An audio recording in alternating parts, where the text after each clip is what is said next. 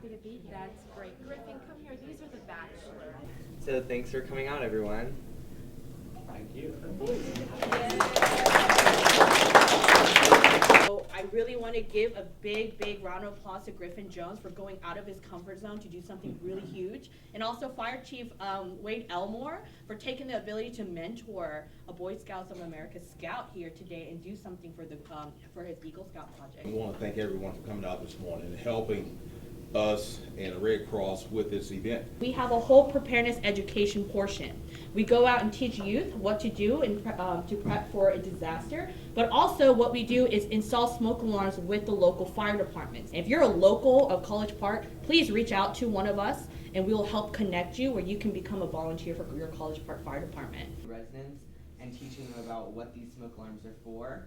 And diary form that you want to have them fill out while you're at the home. And on the team is the captain, who's basically. So it doesn't work. The 10-year effect. All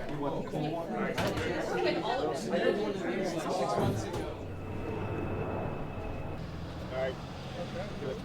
You had people that wanted to write in here.